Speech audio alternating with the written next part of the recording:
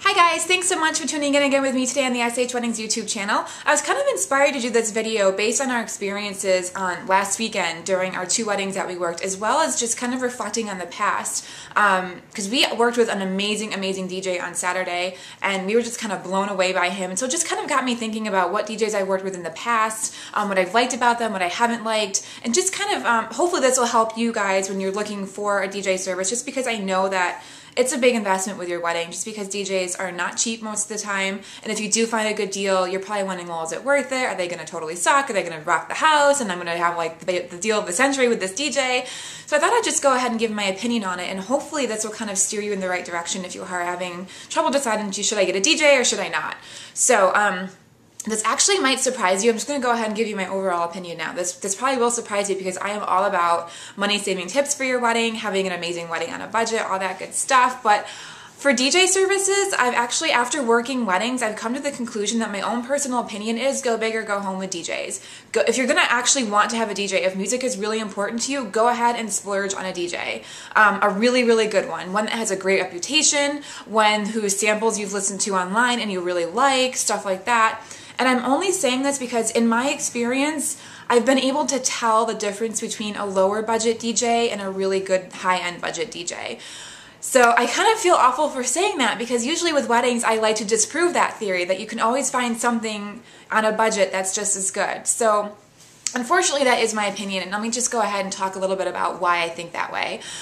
Okay, so for higher end DJs, I have never had a problem working with them. They have always come on time, early in fact, to get set up. They've always been prepared, and they just play amazing music, and they spin and mix the songs, and it just feels more like you're actually at a dance club, and 100% of the time the dance floor has always been packed when there's been a higher end DJ in the house. So I'm just saying, like I was just thinking about this past wedding that we worked this Saturday, the Indian wedding. They had an amazing DJ. I mean, the dance floor was packed the entire night. And honestly, I think it had a lot to do with the DJ. I mean, his mixing with the songs was just amazing. Like I don't know, like I don't know a lot about, DJing, obviously. I just know that when I hear a good one, I like it. And it was just amazing. And I know that in the past with DJs where brides have spent a little bit more money, it's always been the case. So there's got to be a common factor there. Working with lower budget DJs, this isn't a blanket statement at all. Like I have worked with a couple of DJs that aren't super expensive because they're just starting out and they're just trying to get experience, and they have been awesome to work with and they were amazing DJs.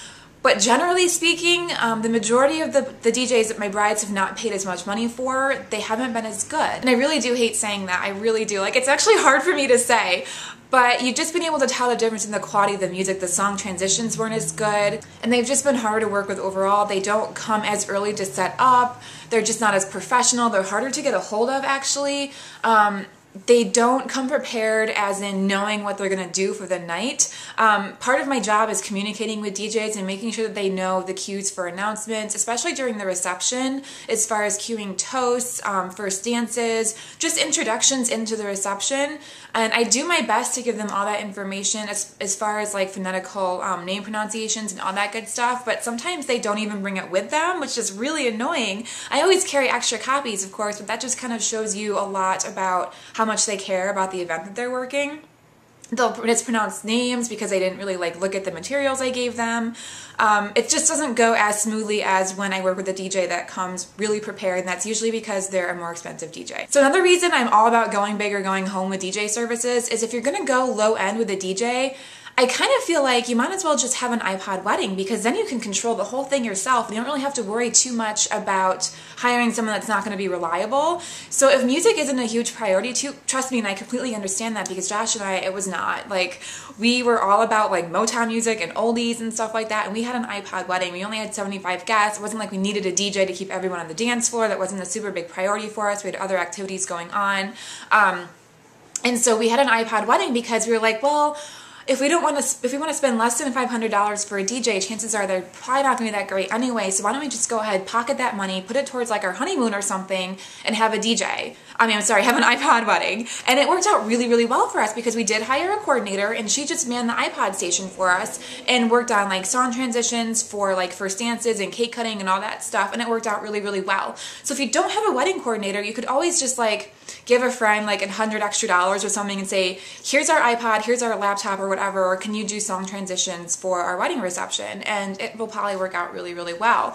So that's kind of why I'm like, if you don't want to go ahead and hire that high-end DJ to like bring down the house for your reception and all that good stuff, just pocket the money, go for an iPod wedding, unless you have a low-end budget DJ that you know is really, really awesome because they're just starting out and they're just trying to look for experience. Of course, that's obviously the exception. Like I said before, I don't want to discourage people from looking for really good deals on DJs because they're not all going to be awful. I'm just saying that in my experience, I've encountered really bad things, like the DJ just like not even bringing the music that the bride requested. So her ceremony walk down the aisle was just completely not the right song, and his equipment wasn't set up properly so people couldn't hear it. I've really had some bad experiences with DJs. So I've just been kind of thinking about that over the past few days and kind of thinking, you know what, maybe I should recommend this to brides, or at least give them the inside scoop of what it's like to work with higher end DJs versus lower end DJs. So yeah, I think it's like the only vendor that I've actually worked with where I've seen a huge difference between a bride paying for a really good one and a bride cutting back on one. So that is honestly just my opinion. I hope that you guys found that useful. If you have any questions for me, if you're in the Chicago area and you're looking for really good DJ recommendations, I have a bunch now. I'm so happy to recommend them. And yeah, that's it. I hope that you guys are having a great week so far, and tomorrow is Friday, so I hope that you have a great weekend. Thanks. Bye.